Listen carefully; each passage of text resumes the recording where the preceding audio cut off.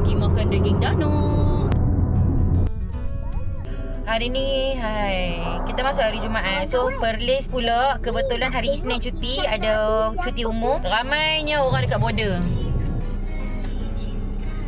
Sekarang dah kena beratok macam ni dah dekat sini. So, dia akan ambil nombor dekat situ. Kita akan pergi ke sana. Ada nombor aku 1003. So, nombor dekat sana 0924. Lambat lagi, ya Allah. Baru sampai ke Thailand. Nak pergi makan kat sepadan je kot, tapi dia punya jam tu teruk weh. Ini adalah kedai yang kami selalu datang makan. Yang ni jalan besar yang apa nak masuk ke dalam lah. So kedai-kedai dia kat tepi jalan. Kedai ni pun sedap juga.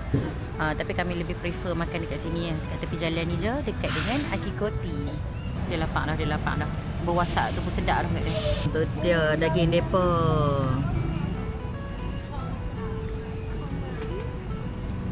Sedap kan? Lama nak dia ni. Lama sorry. Naura pun suka. Daging dia memang best lah. Tapi kita kena request lah kat dia. Nak lemak-lemak sikit. Ni lemak-lemak dia. So ini kita ambil bahagian daging dia. Nak dia punya daging dia memang juicy lah weh. Ni.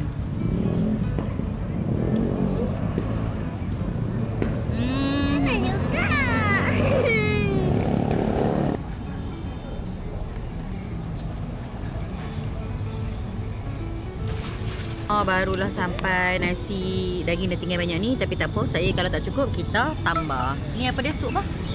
Sup ekor. Oh, ni adalah sup ekor dia. Bismillah. Gigit, lepas tu makan dengan nasi Nora. Jangan makan daging je, makan dengan nasi Nora. Lagi air pelan je ni. Mata gigit lidah.